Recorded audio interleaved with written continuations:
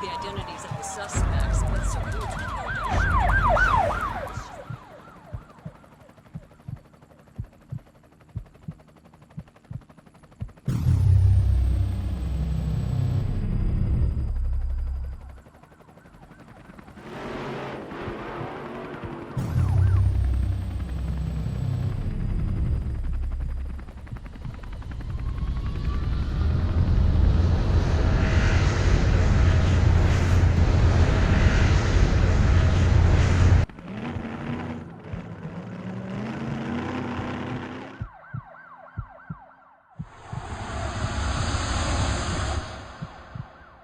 What's happening, guys? Welcome to Vahography Talk number 13.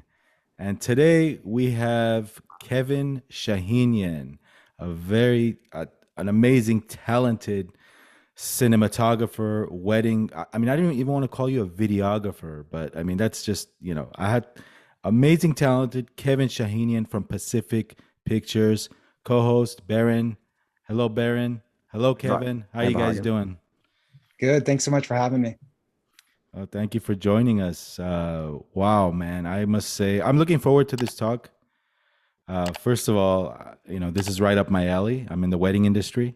So looking forward to speaking to you, Kevin. I've been a big fan of your work. Almighty God, we ask that you join together between this couple with strong bonds of love and mercy. Wow, your work just stands out. It's super amazing. You're very talented. Yeah, it's very cinematic. It's more like movies than wedding videos to me. I would like to make dua to Allah subhanahu wa ta'ala to give them success in all their endeavors and grant them the best in this life and in the hereafter. All right, so Kevin, tell us a little bit about yourself. When did you get started? Why wedding cinematography? Well, first of all, guys, thank you so much for the kind words. It's super nice of you. You guys are amazingly talented photographers yourselves. So compliments coming from you mean a lot. How I got started? Well, it's funny. I mean, I've always been a filmmaker. Literally, I was the kid who dressed his friends up in costumes, wrote scripts, and directed little short films, probably since 6, 7 years old. So my entire life, really, as a filmmaker. Went to film school, graduated, went on to work on sets in Hollywood. Never in a million years thought I would touch a wedding or shoot a wedding, and just kind of fell into it, really. The very first wedding film that I created was for a friend. And it wasn't actually an actual wedding film. It was a concept film. Basically a short film. So we scripted this thing and we shot it over a week and we showed it at the event. And it really kind of went viral. Got a lot of attention. And then so a bunch of other people started asking for it. And the business sort of grew from there, sort of snowballed. And the business was created on its own, not something that I pursued. If that makes sense. I really love your cinematic style clips, but I'm going to ask you about that a little later, how you set all that up. And is clients, asking you specifically for that? You're based in Southern California? Yes. But your weddings are all over the place. Yeah, it's funny. I rarely shoot here. You have a great eye. And a lot of videographers these days, I work with a lot of videographers, and I'm sure Baron, as a wedding photographer himself, he works with a lot of videographers, I want to call them. Absolutely. But again, I won't call you a videographer, man. That's totally insulting you. You're a cinematographer, movie maker. A lot of your videos Bollywood productions, man. The quality of the images. The first time I saw your video, I think it was the New York video, and I thought I was watching an HBO production. Talk to us a little bit about your gear. What is your go-to camera right now? Right now, we're primarily on 1DX Mark IIs and 3s. Oh. So pretty much always been a Canon guy. Gosh, my first camera was a Sony TRV 900, but really first professional camera was the XH-A1. So all since the 5D Mark II really have stuck with Canon. So we're primarily 1DX Mark IIs and 3s now, shooting everything in 4K 60. But I really like to travel light as far as gear goes. So it's funny. I mean, I have a very small carry on for flights, because literally every wedding I shoot is I'm getting on a flight and traveling, checking in and out of hotels. I travel with 3 Zooms. I primarily shoot mostly with the 24-70 and a 16-35, almost exclusively. I do have a 70-200, but yeah, so it's primarily 1DX2 and 3, and then like a 5D4 as like a third body. Always shooting with at least one other second shooter who's also got 2 bodies. And it varies with the second shooters. So these days, I've got people kind of like, so one of my big markets is New York, New Jersey, South Florida. So I have people that I've worked with in those markets for 10 years now. So they're my go-to people. And those guys primarily are on as well, 1DX Mark IIs and 3s. Again, you know, I'll have my second shooter primarily on a gimbal running a 16-35, almost like our entire shoot. So it's a very regimented, like, you know, as you shoot and you get experience, you find that you're using less and less gear. I don't know if that's true for you guys, Baron. You can maybe chime in. Like when I first started, I had every prime 51.2 and like all the beautiful primes. And I'm like, all the time it takes to change lenses and all that, like speed is the name of the game and traveling light. Yeah, I think that makes perfect sense in an environment such as that. If I'm doing portraiture, I bring the bag of lenses. I just love it. But when I'm shooting weddings, like lighter the better. I would agree with that when you're on the move. I was wondering, you mentioned that you started shooting when you were 6 years old. What were you shooting on back then? And what was that about? Because I started, just for context, I was shooting Super 8 films back in like, you know, the early 80s and doing the splicing and the whole thing. And I'm just curious what you were referring to. Oh, it's funny. Like there's a Super 8 film of me pretending I have a broken leg. I must have been like 4 or 5 years old riding my bike. There's no sound. And then I'm like, you know, I hadn't bandaged up or something. That's but awesome. my directing started on VHS-C. I don't even remember the kind of camera that it was, but it was VHS-C. I remember. I had 2 VCRs and I would go back and forth with the VCR. And my soundtrack was literally me holding a cassette tape recorder next to a record player. Wow. So I'd cut the film on 2 VCRs and then I'd run it back and then I'd record the soundtrack like literally with a microphone. And then I forgot how I somehow got it onto the film, but so you were, but you were actually cutting the film like scenes together. Yeah. I remember back, like way back in the day, I had no clue how I would ever edit anything. So I shot like a movie in order. Oh, totally. Editing in camera. We did that too. Yeah. I just shot the whole thing in order. It was like, and I never understood. I'm like, oh, they don't actually do this in Hollywood. They actually shoot all over the place. I didn't even understand that at the beginning. It was pretty funny. Did anybody introduce you to, as a kid, filmmaking back then? Or how did you just jump into it? No, it's funny. I mean, it doesn't run in my family at all. Like, my grandfather was a painter. My dad was a writer, and not professionally, you know, just on the side. He was an accountant, and, you know, they had regular jobs. So I don't know. I'm always a kind of a creative person. I like to build things. I like to create things. And just film just spoke to me. I was always in the movies, always watching movies, renting movies, just fascinated with the process. I used to watch movies 3-4 times. Like first time just watch the film and enjoy it. Second time, turn the sound off, sort of deconstruct the image. Oh, wow. Third time, just listen to the soundtrack.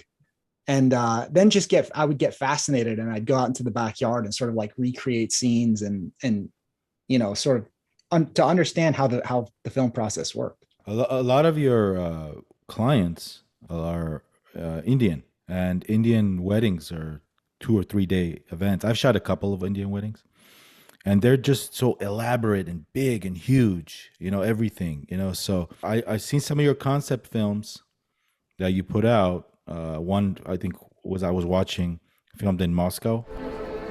Привет, дорогой, это опять я. Вот я снаружи. Как всегда, не без проблем. Моя машина не появилась. Ну, это же Россия. Ну, так все нормально. Девушка, ищете такси? Нет, спасибо, не надо. Соглашайтесь, я вас отвезу куда угодно, в любое место. Не надо, у меня есть кому повезти. Нет, правда, я вас уверяю, что дешевле, чем я, точно вас никто не подвезет.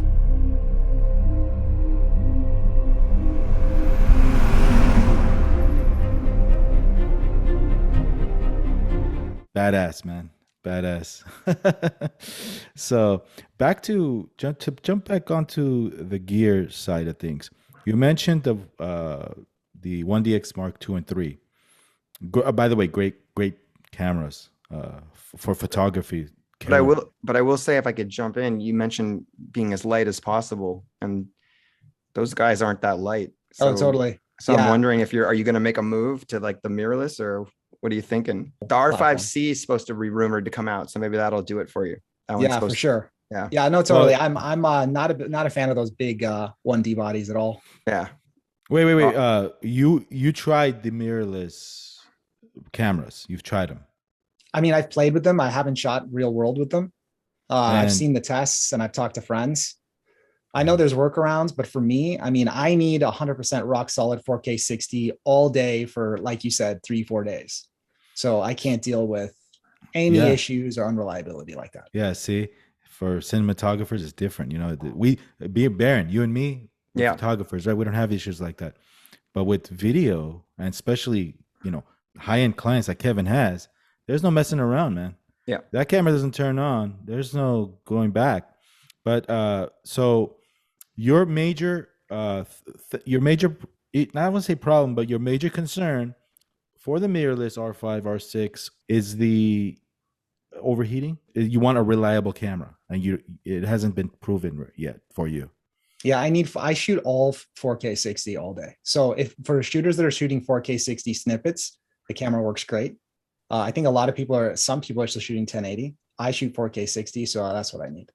Yeah. And are you thinking about the R3? Have you played with that one? I haven't, no. I am thinking about it, but I mean, is it a huge jump as far as the 1DX Mark III goes? I don't know. Yeah, I don't think that it doesn't really solve his problem for size as much. I mean, it's smaller than a 1DX, but if he can get like an R5C, assuming they fix the problems, that would downsize him a little bit for weight. When I watch your films and your videos or wedding highlights, I'm like, this guy's using prime lenses. You know, so I was shocked that you said you have zoom.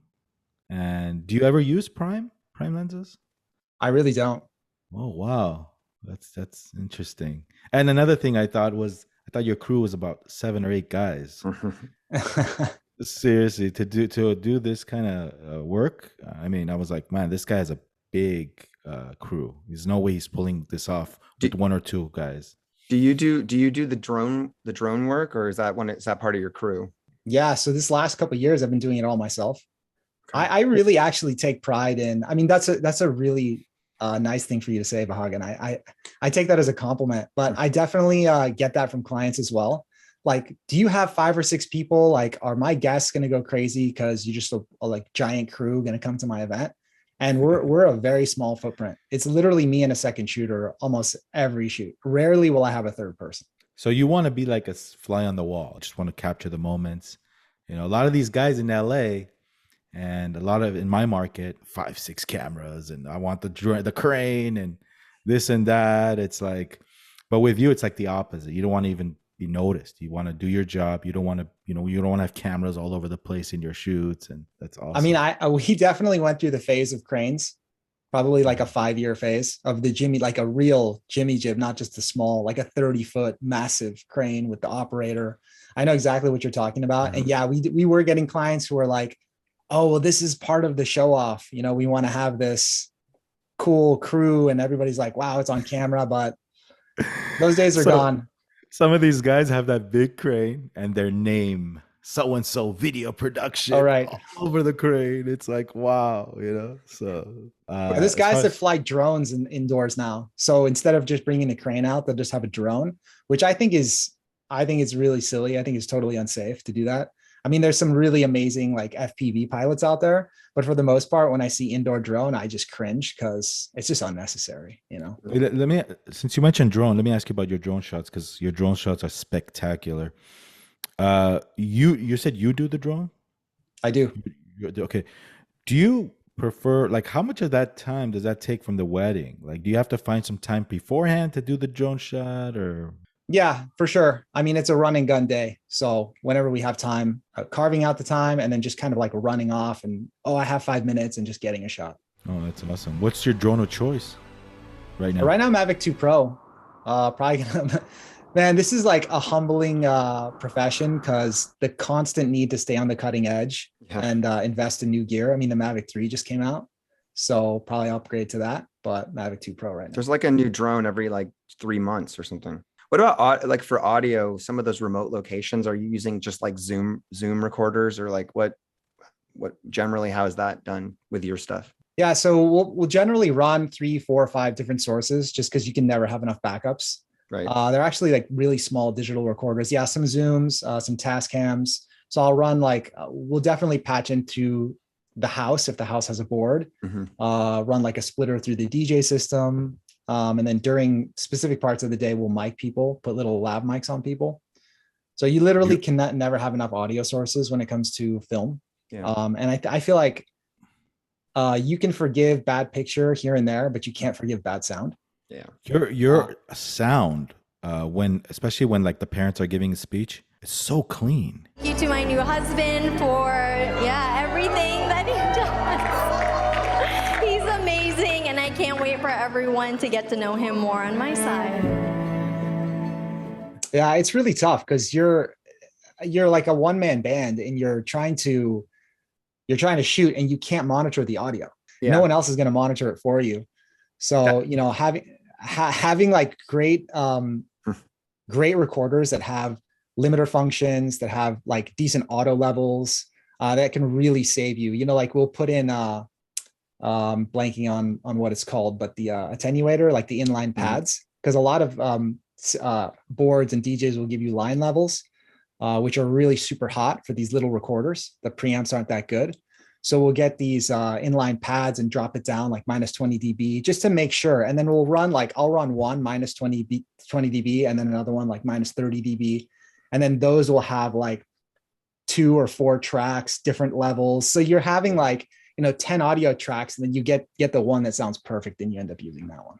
You get this, guys. This is a big lesson for all you beginners out there. All this technical stuff he's giving out. I mean, this is great. I mean, and also I want to add in here that if you're a photographer or videographer, even if you're a photographer, you watch Kevin's stuff, you can learn a lot from composition, from lighting, from just all around experience. So for me, my sister was my mom, and she is also my hero.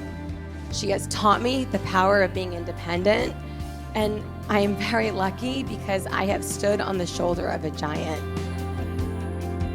Sachin. But I think the point that Kevin was making, like, that's what I notice when I'm shooting a wedding. I'm not just as a photographer, but I'm watching the videographers, and if they want to get sound and they got to deal with the DJ, there's a lot of other, like, it seems very stressful to go deal with all these other people that like don't really have necessarily your best interests at heart. Like they're worried about their own job, and rightfully. So you take one body or two, a backup, or what? 3 bodies. 3 bodies. Generally running one. When the actual, formalities begin, I'll run 2. My second will run 2. So I'm never running 3. It's just the third is a backup. And your lenses, do you just have one copy of each, or do you take backups of that too? No, just the 3, just one copy. Okay. That's a compliment to Canon's products. Is pretty bulletproof. You've obviously used it for a long time, right? Those lenses. Totally. Yeah. I mean, like when I'm done with these things, I'm going to bronze them and put them on the shelf. It's got battle scars. Battle scars. It is, man. Like my D4 has, my Nikon D4, man. Woo, that thing's been through a lot.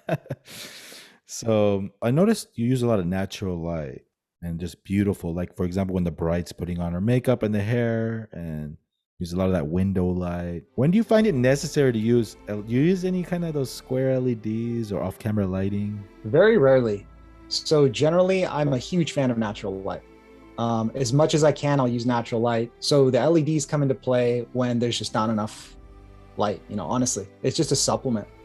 So usually during speeches, during reception program, if the actual wedding ceremony is underlit or there's some weird like shadow factors happening, where it's a lot of my weddings are outdoors. Most of them are outdoors. So we get very lucky from that standpoint. We also have luckily higher budget clients who end up bringing in lighting companies if it is indoor.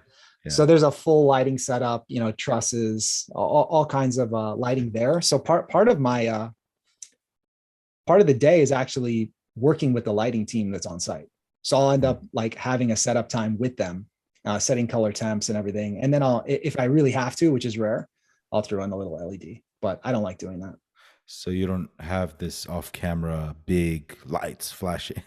No, I mean, that goes to the whole footprint and crew size, right? So trying to just have unobtrusive, be as unobtrusive as possible.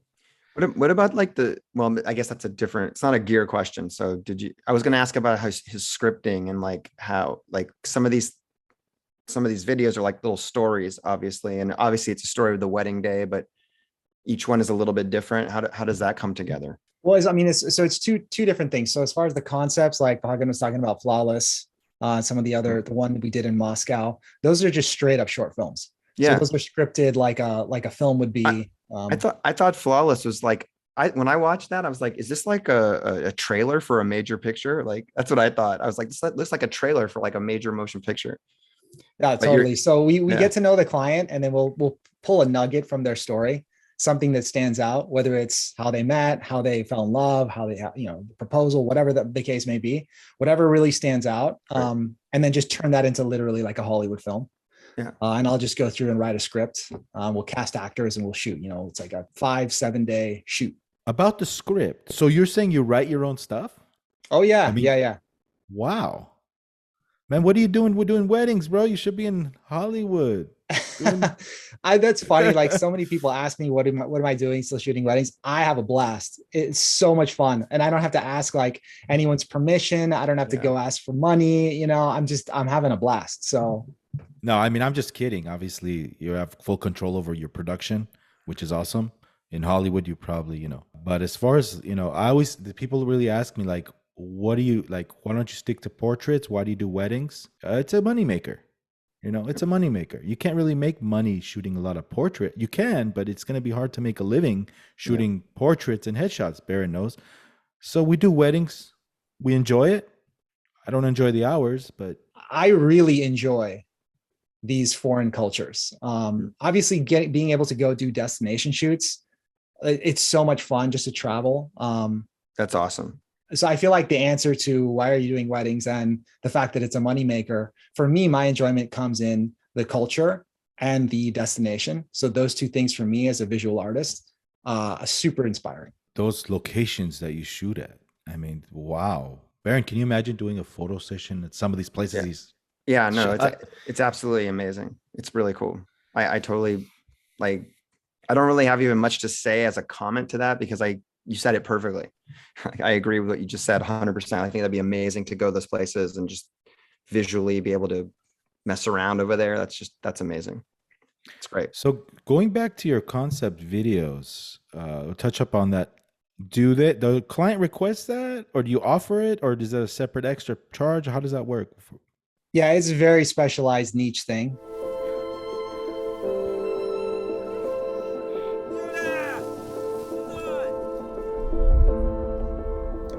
Сможем поддерживать связь с нашими. Тихо. Как ты меня нашел? We're literally bringing big Hollywood crews into some of these things. Like Flawless, we shut down a mile of Shoreline Drive in Long Beach where they do the Grand Prix. I mean, we staged the police chase with stunt. Yeah, I thought that one was huge budget. Like that, I thought that was a major motion picture the way it was done. Yeah.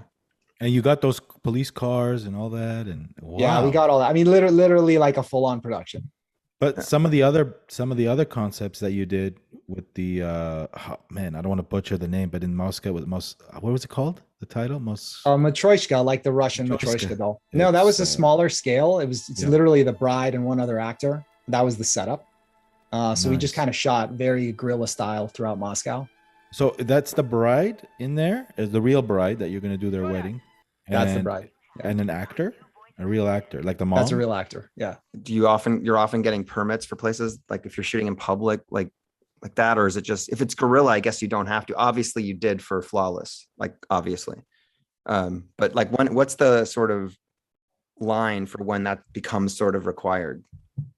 I'm not 100% sure. It depends on the location. I mean, if it's private property, we always ask for permission. If it's a public place, I think it's been a while, but I feel like anytime you set a tripod down, you need a permit. Yeah. If you're shooting handheld, I think it's, really how much are you disturbing the area? If you've got a big setup, if it's like one actor and you're walking around handheld and people can't really tell what you're doing and it's guerrilla enough, you can get away with it. Yeah. The more people you have, boom mics, whatever, you got to get permission. Let's, for example, if it's a hotel luxury wedding, it's already permitted because they're staying there. They're having their wedding there. So not a problem. Yeah. I want to talk to you guys. I want to talk to you, Kevin, about some of your clients, your dealings with clients. You deal with a lot of high-end weddings. Now, when dealing with high-end weddings, are the demands less, you think, or more when it comes to, nitpicking on every little part? Or that's a great question. Nitpicking, no. I think the expectations are higher, but I think the expectations and demands are unspoken. I'm sure you guys can probably comment on this. The higher the net worth the client, the less you're going to hear from them. Yep. But the expectation level and the standard that they have is very high. I feel like the cheaper clients are the ones that, more headaches. But you set a price, right? You have a price right on your website saying, hey, you're starting is that what, $10,000? Yes, so Santa's single day, and it's primarily in the LA market. Our average starting price is 15 grand. And does that include the 15 grand? So 10,000 LA market one day. Do you charge is your pricing package based or is it hours? Like, how does that work? So there's a minimum base package. The 15 is generally up to 3 events. So we would split up the wedding and reception as 2 events. And there's usually one pre-wedding event, some sort of welcome party or dance party the night before. So the 15 is for the 3 events. And there are some hours within that, but like a South Asian wedding day is usually like a 16 to 18 hour day. So that becomes very difficult. But for the pre-wedding events, because sometimes there can be 3, 4, 5 pre-wedding events, those are generally a la carte and those are by the hour. But that price that's for the that's for the production only. That wouldn't be for like travel and stuff like that, would it? Or is how does the travel work? Yeah, so travel is extra. Travel's at the, after the shoot is over, we'll just send a bill over for the expenses for all the travel. And then we ask them for hotel rooms at their venue. Yeah. Oh, nice. Okay, guys, a nice lesson for you guys too. This is great. This is great, Kevin. This is great content. Well, Vahagan, you did a video about that a long time ago about if you travel, they got to pay for it. I remember that video. I remember you did a video. But I wanted to ask you about this. When you're traveling to a beginner filmmaker, photographer, whatnot, what tips would you want to give them, just real quick, when you're traveling? What are the key things where you can tell people right now from your experience? And I can't make it quick. There's so many. I mean, travel light, first of all. Airline status goes a long way. Plan ahead. I would say number one tip is book all your own travel. I know some people let the clients do it. I handle that all myself. I like to have full control over it. It's like, hey, I'll give you a better deal if you get my hotel room. Well, I let them do the hotel room because I figure they've got a relationship with the hotel. And I don't want to have a situation where they booked up all the rooms and I can't get a room. So that's the only thing I let them handle. I do everything else myself. A local is always helpful, even if you're traveling with your second shooter who you have inside your studio. Having just local resources is always nice, because the worst feeling in the world is waiting for your bag to come out of the conveyor. And when it doesn't, what are you going to do? So having just some local resources, or just planning ahead and finding where's the rental shop in case something happens, arriving a day early. I generally arrive the day before I have to shoot. So if my first shoot is say 5 p.m. on a Friday, I'd arrive Thursday night. Avoid layovers for sure. Direct flights if you can. Yeah. I could go on and on. Yeah. And it's not like cost effective to just rent wherever you go, so you don't have to worry about that stuff. You could. I mean, if there's local rental houses and it's like New York City or LA, sure. Right. If you're going out to a remote spot, then they're going to have to ship it to you, and it's the same stress. So you might as well take it with you. Do you take your gear in your flight, or do you take all electronics, cameras, lenses, audio gear? It's all carry on. The only thing I check is things like tripods, light stands. I'm sure you've run into some issues when you're traveling. Care to share one incident that it was just a nightmare for you? I've had a lot of nightmares. Just one, just the one that just sticks out. I mean, customs is always hard. You have to just really research the country you're going to, because I do a lot of international. We did a shoot in St. Lucia. That was probably one of the number one nightmares. And I wasn't aware that the property we were shooting at strictly forbid drones. And this is back in like 2014, 15, when like drones weren't everywhere. And I was out flying the drone, and like the whole hotel management team, all the security, like took the drone. I couldn't use the drone. They reviewed the footage. I mean, it was this whole nightmare scenario. So I feel like with any type of gear like that, depending on where you're going, definitely plan ahead, do your research, check, ask permission, do things the right way. And I'd be curious to know, like, for you say you take the cameras and the lenses on the carry-on, right? What are the carry-on bags that you like? Do you use like think tank stuff, or like? Yeah, think tank. It's the smaller one. So I used to use the larger one. It wasn't a think tank. I think it was like a Tenba.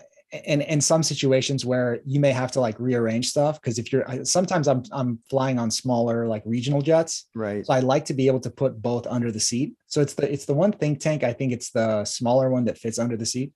Got it. And it's got the laptop pouch in front. So if I want to, like the personal item, which is usually a backpack, I can consolidate it and then like literally fold the backpack up. Do you still get nervous? I mean, do you still have butterflies in your stomach traveling? And then like, because sometimes when I'm getting ready for a gig and it's a bigger gig, I've done hundreds of weddings, but sometimes I still get a little nervous, Is that what you go through, or you're pretty much? That's a good question. Not really. I mean, the parts that stress me out are usually the parts before the event kicks off, when we're having to do our portrait time, like first look, getting ready. That's really the high stress moments for me. Once the event actually starts, now travel doesn't stress me out. I mean, I was bi-coastal before COVID, 6-7 years. So I'd spend summers in New York, like winters in LA. So the travel back and forth became so routine, it didn't bother me. When you post your price on your website, does that weed out a lot of those clients that think you're a $2,000 videographer? I mean, hey, can you do my wedding for $2,000 or $1,000? My budget is $1,000. Do you still get calls like that? Just curious. Not really. We still get a lot of inquiries. I probably have like a 10% booking ratio. So 1 in 10 will book. Most of them have, a fairly decent budget. I mean, there's a lot of different philosophies on should you post your pricing, should you not? I can't deal with hundreds of inquiries a day for $2,000, so that's why I do it. Because sometimes when I tell my price over the phone, sometimes it gets to that. I hear the silence on the phone. Like there's sticker shock. I'm wondering if you get some of that. I think it comes with the difference with the Indian weddings. So Indian weddings budgets are just so much higher in general, and I think the expectation is the investment in.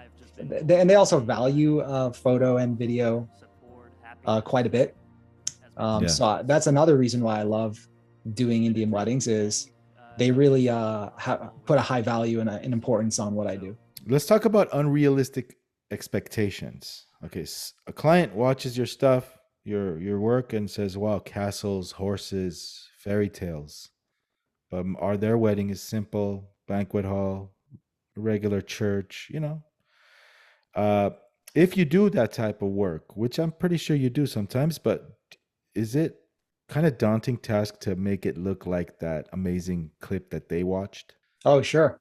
Yeah, 100%. That's part of the job, is making it look amazing. So, some of those castles and horses, if you saw them with your own 2 eyes, wouldn't have looked as cool as they do in the film. It's the task every single time, whether there's a castle or whether there's not. And yeah, for sure. I mean, part of screening clients is trying to get the clients that can bring it. So you makes your job easier, of course. Of course. Yeah, you're talking about that up lighting and all that stuff and the whole production, you know, because if you were doing a simple thing, your video won't come out as what they saw.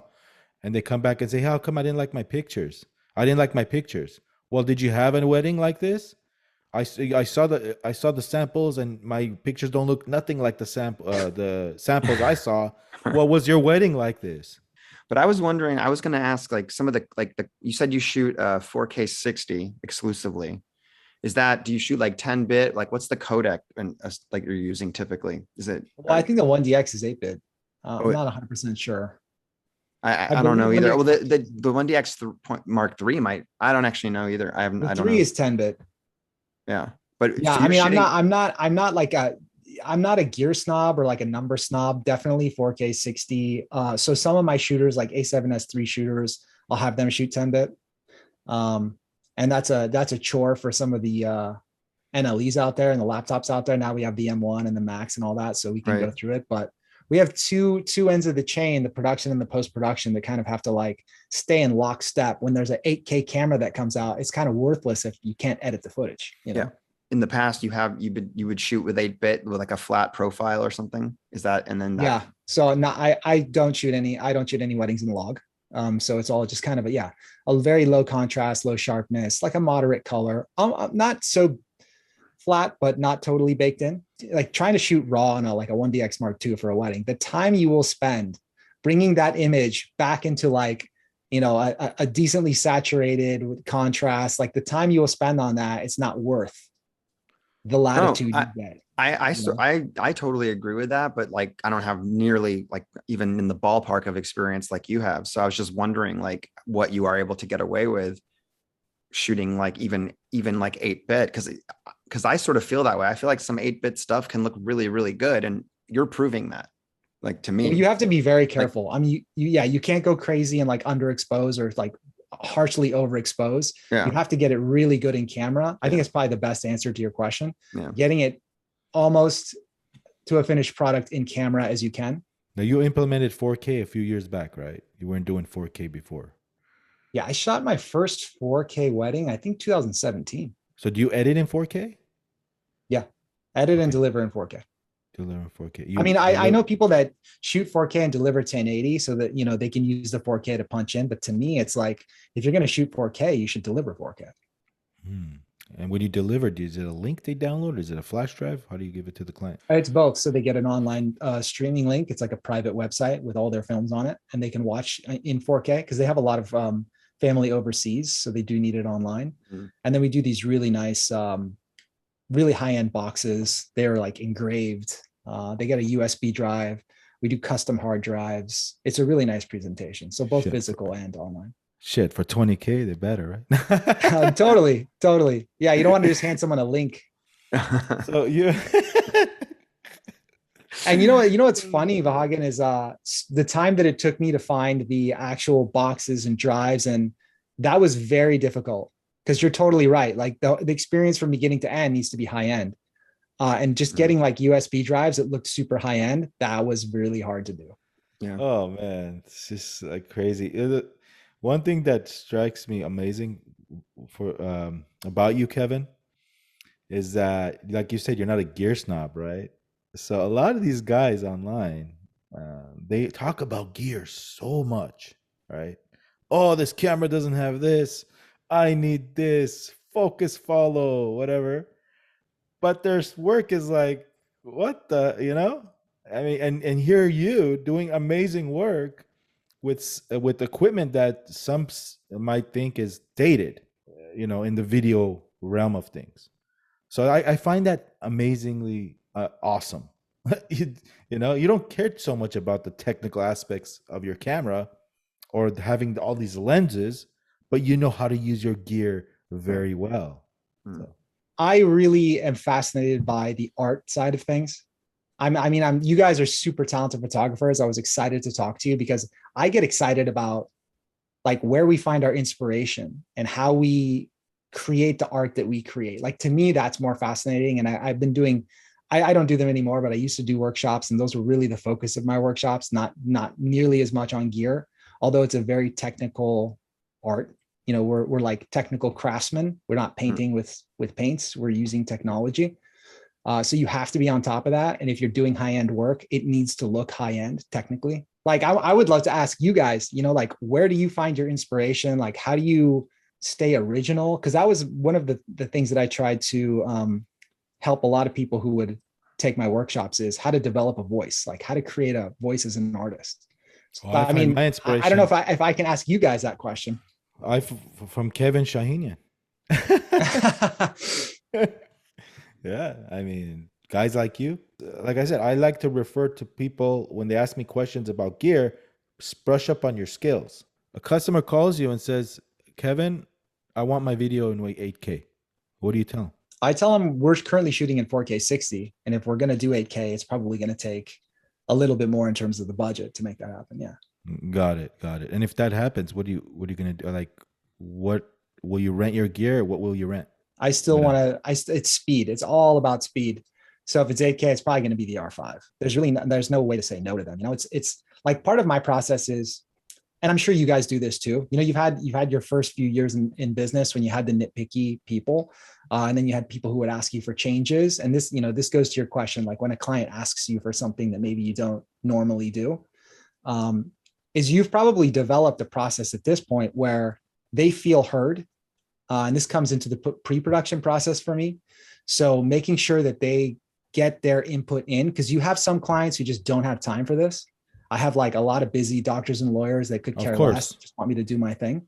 And then I have some brides who've been dreaming about this their whole life, and they have a particular thing that they want. And you've got to understand that, and you've got to put yourself aside to serve their needs. So this is probably like my number one bit of advice for anyone out there who's dealing with clients and like trying to please clients, is figure out a system that works for you where the client can feel heard, because I feel like that's very important to them. And at the same time, you're still able to satisfy yourself as an artist and do your thing. Any clients ever ask you for a discount? Oh, all the time. Like every client. I mean, if it's a reasonable compromise we can make, sure. I mean, I like to do things for people. I like to add value. So if it's not unreasonable, I'll do it. You have any issues with photographers day of? I mean, like, you know, jockeying for position, don't get in my way. Because I'm pretty sure if they have a big budget for cinematography, they also have high-end photographers coming in. Being able to work together is about respect. So I rarely have like a problem. And this comes in experience too, because if you're shooting your first slew of films, you're so invested in it, you know, in having it for your portfolio, and it's got a lot of importance to you. But once you have 200 films in your portfolio, a particular moment of the day, it's not going to bother you that, you know, the photographer got his shot and you didn't, because you know you'll make that up either the next day, or that's the beauty of shooting multi-day weddings. There's a ton of content to mine from. So if you don't get a whole ton of time, or the photographer ends up with more time than you, it's not something that I worry about too much. Yeah, that's a really good point, I think, about like when you're trying to get a portfolio going versus when you're just doing your job. And I think that's a big distinction. I totally see that. But I also think it's about ego. Like I never have a problem with anyone unless they have a weird ego. If someone doesn't have an ego, you can always work it out. It seems like it's always work, you know, it's always not a problem. It's only a problem when someone's got like some big lofty ego, and that can be annoying. One thing for anyone starting out, you got to be easy to work with. Yeah. I think that's the number one quality you can have in this industry. There's just no place for egos. I'm serious. Like, dude, it's a wedding. Like, it's like, I mean, even these like Hollywood people like don't have egos, and you're shooting a wedding with an ego. Like, come on. Yeah. Why are you shooting my shot? I composed this. Get out of. That is great advice too, because especially if you're starting, like that's how you make connections with other vendors. And every time that like so many guys would be like, hey, like it was awesome working with you. Let's work together again. And you only get that if you're being super cool. 100%. Yeah. I mean, you're trying to create something really special and extraordinary. It becomes difficult. because people are used to, especially wedding planners, they're used to like the norm or the way things should be, or the way most videographers do it is this. So when you're trying to do something outside the box, it becomes like very, very difficult. And then you end up getting you could end up getting a slight reputation that you're difficult to work with, but you're not. You're just trying to do something special or being super flexible. That's the key. There's one case I remember where the videographer would basically shoot and kick everyone out of the bridal suite. Okay. No one is allowed in, not even the photographer. You say, you know what, let me get 20, 30 minutes with the bride, and then you would come in. You know, I found that to be a little odd, because I'm a big fan of setting up the shot for my videographer and let him have some side angles or let him do his thing too. But I think a lot of times these videographers, they try to make a Hollywood production from a wedding. Like, for example, open the door, come in, walk slowly, you know? Are you more of like a setting the scene up kind of guy, or are you more of a capture the moment kind of guy, or a little bit of both? Definitely a little bit of both. Definitely. And if you're invested in your client, if you want your client to have good pictures, you're going to actually facilitate awesome setups for the photographer. Like I want my clients to have great stills. So and I'm usually working with friends a lot of times. So the photographer is usually a friend. So we'll definitely be working together. I'll be like, oh, this is a great shot for you. And I'll literally like move all my stuff and, you know, set him up a shot, and he'll do the same. I try not to, obviously I'm not directing during the actual formalities or during the event. But during like the getting ready, the first look, all that's pretty well directed. But I tell you what, like if you're a photographer, videographer, and you're nervous about someone else shooting the event, you're probably doing something wrong. Because like I mean, as annoying as it would be for me to have the presence of the person, because one thing you may notice, you'll never see a camera operator in any shot of it'd be super rare to see myself or a second shooter in any of the shots. That's the only thing that really pisses me off about the other crews is seeing them. Yeah, but as far as like them creating photos and stills or videos of the event, I'm like, yeah, go ahead, because it'll just make mine look cooler, you know? Yeah. Wait a minute. Is that in your highlight? Of course. But how about the long version you give clients? In everything. Yeah. That's the one thing that for me, like personally, I don't want to see gear or people from my side. Wow. And that's, and I mentioned that in the top of this video, that's awesome, man. That's awesome. It's a challenge. It's really difficult because, you know, it'd be so much easier if you didn't care and you could just get all the angles and your second shooter's up there and he's a little bit in the corner of your frame. You know what I noticed about you, Kevin, your work is that you're not your standard, like you see all these wedding highlights, right? Everybody doing the same thing.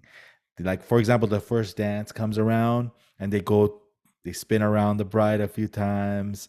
They do a lot of that glide cam stuff. Your videos are like so much different. That's what sets you apart, because your editing style, your vision. A lot of these guys, like I told you, a lot of these videographers, not all of them, but a lot of them, they don't have an eye. You know, they think that just shooting video is like, hey, capture the moment, you know, blah, blah, blah. These guys hardly ever zoom. These guys hardly ever do anything. These guys just a wide shot 24/7. You know what I mean? Like a security camera. And it's like, when I see you edit your stuff, like when I see you actually compose your pictures, it's like, this guy knows photography. He knows what he's, and that comes from your schooling, right? So, and your experience. Yeah. I mean, that's nice of you to say. I think it's, I always try to have people ask why something is done versus how something is done. Because when you're trying to develop your style and you're trying to create beautiful images, stunning images, when you get to the why, and this goes back to watching films with like the sound turned off and deconstructing things, you can start to get a little bit of the motivation behind things. So when you're trying to develop your own style and get away from this security camera footage coverage and really tell a story, because we don't have control. We have very little control over the day. And a day is fairly similar. You know what's going to happen, but you want each piece to be unique. So, you know, part of the inspiration for me comes from the client. I really don't watch other people's films anymore. I try to really try to get to know the client, try to get to know the event, try to get to know the culture. Again, going back to culture, the location, and then bringing all of these things together to try to tell a story, and set context, and like create point of view. I feel like if people, especially, you know, photographers can do this as well, like point of view, right? Like, why are you shooting from the position that you're shooting, let's say with a portrait lens like a 50, versus in the back of the room with a 200, versus up close with a 16 or a 20, and what is that communicating? You know, like every shot communicates information. You can show the same exact moment, the same exact speech, the same exact audio with 4 different angles with 4 different lenses and communicate 4 different things. When you, and this will help a lot of business people out in this industry, obviously you get a retainer or a deposit, but then when is the payment due? Is it after, or before, day of, or? Always 30 days before. 30 days before. 30 days before. I would have said at least 2 weeks, I would have said, but 30 is even better. Paid in full, no question, no. Yeah. Wow, man. That's great. I'm going to start following your moves, man, from here on up. Do you take I assume you take some kind of deposit and then 30 days before the balance is due? Yeah, 50-50. That's what okay, great. Yeah. That makes sense. 50-50. That's what I thought. Great. And if they cancel, reschedule, boom, you lose it? No, totally. Yeah. And that didn't happen until COVID. Wait, so what happens when they want to reschedule the gig, but would that initial deposit transfer over to the new date? They're not canceling, they're just rescheduling. So before COVID, they'd lose the down payment. Wow. Since COVID, you know, we've been super flexible. So yeah, that's but before that, they would lose it, huh? And we're not talking $500 here, folks. Yeah, but he has to book he loses the gig then, so he's still lost a lot of money. So yeah. Okay. Well, I mean, I'm turning away dozens of people for that date, and I'm not a factory. I can only be at one location. Right. And plus you're doing, most likely you're somewhere, so it's going to take you 3-4 days. So you can't really do back-to-back gigs or whatever, you know, right? Interesting. And that goes to quality as well. I mean, if you're doing 75, 200 weddings a year, the quality is going to suffer. I'm doing 15, 20 a year. So when you're done with your wedding, when it's time to edit it, first of all, do you do your own editing, or? Mostly, yeah. Most of the editing is myself. What is the turnaround time for you? Like 2 weeks, a month? When do they get? It's generally 90 days. Oh, nice. Because you got to deal with other stuff too, right? It's everything. So they're not just getting a highlight film; they're getting full length films as well. So we'll do 45 to 60-minute edits of every event, usually 3, 4, 5 events. And those have the same quality that it's not, you know, slapped together raw footage. It's just as polished, it's color graded, it's mixed. Wow. So wait, the 45-minute or 60-minute film is like more like being at the event. It's actually like kind of watching the event. Is that what it is? Exactly. And then the highlight film is the scripted sort of story movie. Right. Okay. So you take the wedding is 8 hours or whatnot, but you like to deliver an hour and a half? Like, yeah. So if the wedding ceremony is usually 4 or 5 hours, they'll get a 45 to 60-minute edit of that. Nothing is really cut out. So the major formalities are there. You'd be surprised when you take all the boring bits out, how much you can condense things. Like an NFL football game.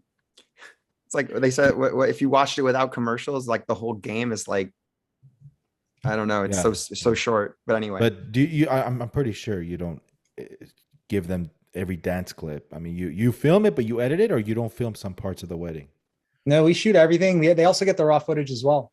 So they're getting raw footage. They're getting full length edits. They're getting highlight edits. We do same day edits. But again, when you say raw footage, you don't mean raw. You just mean all the footage you took.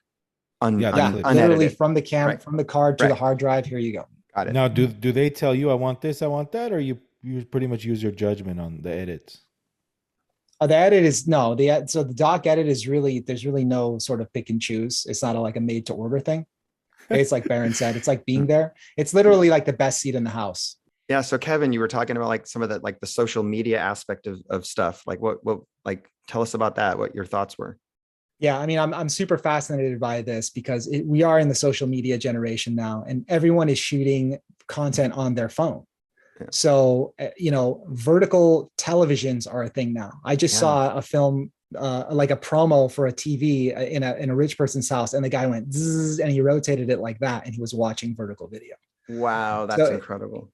It's part of the culture, right? So it's really interesting. Like when we were talking about style earlier, it always makes me think about the most extreme. So when you think of Hollywood, how did these directors choose to shoot movies like Saving Private Ryan or films based on true events like Captain Phillips? All this shaky cam, right? They're in there with the shaky cam trying to make it look super real.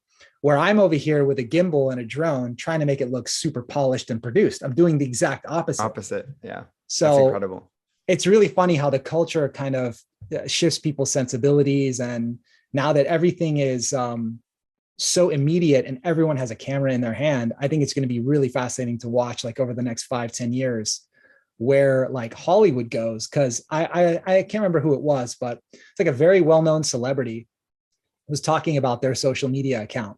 And how they had hired like a full crew, like a full film crew to do like really polished, and like a PR agency was discouraging them from doing that and saying, look, people are used to seeing you like that. Just do things raw. Just do things you on your phone, because it makes you more of an accessible person on that like platform, right?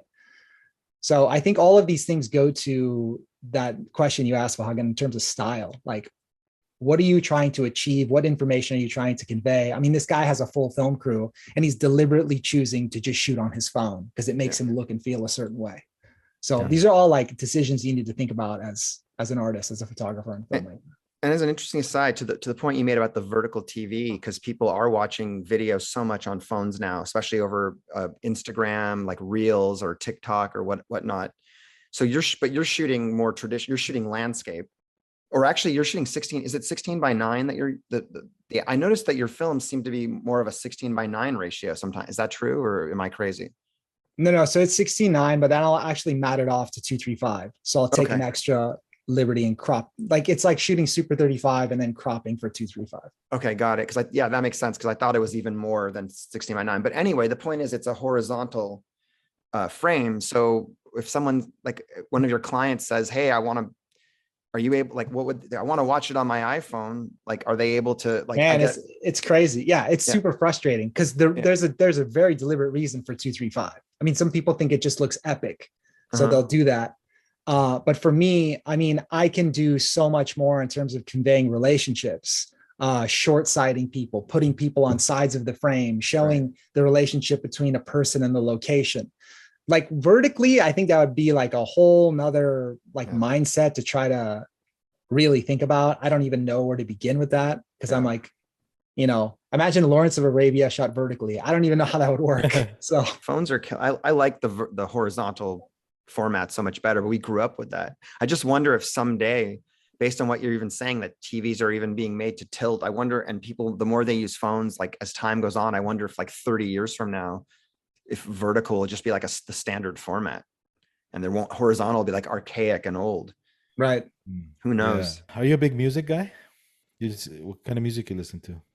I'll listen to all kinds of music. I know you're a big rock star over there, big classic rock guy, right? I wish I was a rock star, but yeah, I love music. I see your Metallica shirt. Yeah. What do you listen to? When I was younger, yeah, I used to jump into the mosh pits. Not anymore. I'm too old for that. Yeah. Wow. The Nikon Z9.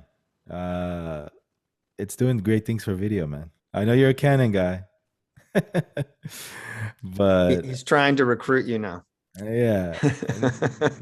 No, I know you're, like I said, 4K 60 until we got a full pipeline in 6K or 8K.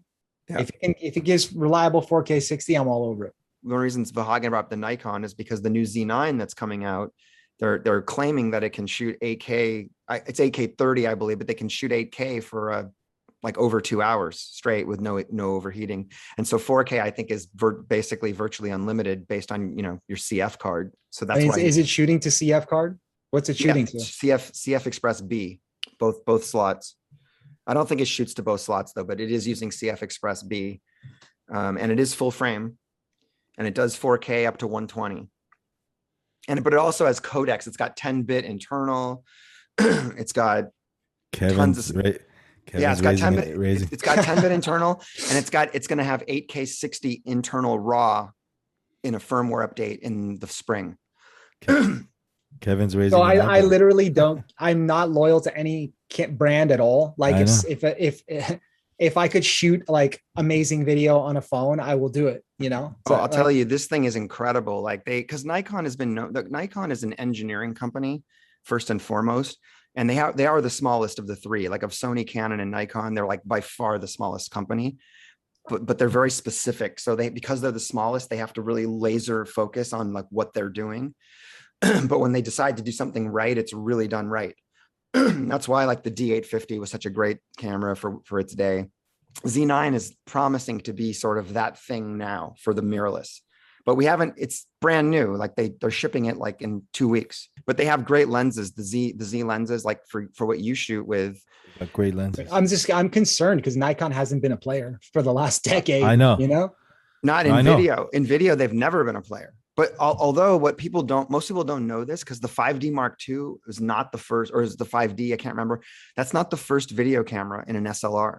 The first one was the Nikon the D90 or something. Like Nikon actually put a video camera in their camera before Canon. It's just that it sucked. And Canon came out and actually had a really good autofocus system. So they just kind of took off.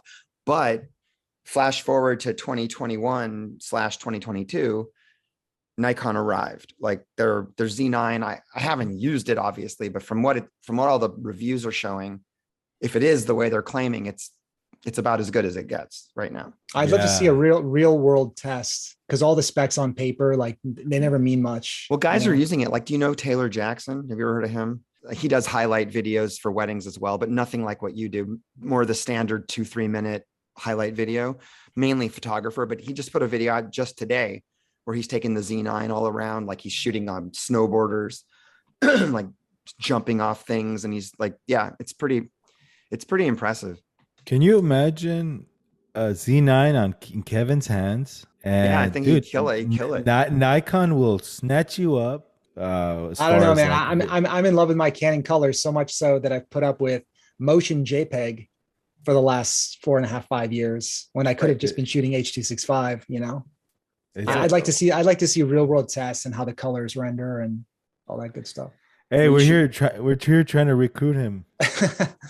As if we have some skin in the game, right? it makes sense. Like Canon people love Canon color and Nikon people love Nikon color, and it is subjective. You have some huge files with those Canon cameras though, right? Like, yeah, my weddings are like 5 terabytes. Woo! Those are huge files. So why didn't you switch? I mean, are you thinking about maybe going to the cinema line? I've messed around with the C70. I don't really like the form factor of like the C100, C200. No, I like the DSLR form factor. Amazing. Why is that? I mean, interestingly, because coming from a film background, what were you shooting on at like SC? Oh, film. Like, it was actual film. Like you were shooting on like. Yeah, but there's like 2 camera operators, like an AC, you know, it's like. Was it mostly 16 millimeter or like 35 millimeter? 16. Yeah, Super 16. Super 16. Yeah. So why SLR format though? Because it's small. Is that the main reason? Speed, just ease of use. Yeah. Any influences that you have in your line of work, cinematic? Like my influences have like nothing to do with weddings. So I'll follow cinematographers like, you know, the great cinematographers, Roger Deakins, Conrad Hall, you know, those are really like my big influences. And then pulling from non-film sources, I think is super important. Like music is really inspirational to me, art, photography, but no, I can't name like a wedding cinematographer. Sorry. Kevin, where'd you go to film school? Oh, USC. Oh, see, wow, that says something. That's number one, I think, isn't it? That's pretty much the number one film school. I mean, I'm not sure at this point, but back in the day, yeah, it was number one. My brother went to NYU Film School. Oh, that they go back and forth. Yeah. NYU, USC. Yeah. But like SC, I mean, that's where Lucas went, man. Yeah. So they actually revamped the whole program. I graduated back in 2002, so that's dating me right there. And they since like completely renovated the whole place. It's unrecognizable now. It's all new buildings, and it used to be a horse stable, and it was all named after like Marsha Lucas, George Lucas building, you know. Yeah. So, but now it's all like it's completely renovated, beautiful place. Would you ever consider YouTube in the future? Maybe. I hate being on camera. I mean, really? I know it's I see like what you do, and it's something I couldn't do. Like I'm jealous of the fact that You're good at it. I mean, you just have to get good. I mean, I just started a year ago. I have a lot of ways to go to perfect this craft, but I see no problems, man. You definitely got a lot to say about your work, and you can definitely influence a lot of people. So. I mean, I've thought about it. I'm like, I feel like a fraud. And it's part of the reason why I stopped doing workshops and speaking engagements. I'm like, I don't necessarily enjoy talking about it as much as I do doing it. You feel like what? I really hate being on camera. I like to be behind the camera, not Wait, here, over there. You feel like a what? What'd you say? A fraud. A fraud? Oh, man. Come on, man. There's people that are on YouTube that have nothing to show for, but they talk all this talk. Yeah. That's true. I mean, that's an art unto itself. Like what you do, it's a totally different art, and you have to have that like sort of sensibility for it. All right, man. Well, Kevin, Shaheen, Kevin, thank you so much, man. Thank you for your time. It was really a pleasure, Kevin. Thank you very much. Same here. Thank you, guys. All right. Thank you. Appreciate Thank you. Thank you. Bye, guys. I'll see you guys Peace, soon. everyone. Rock and roll. Rock and roll. Thanks, guys.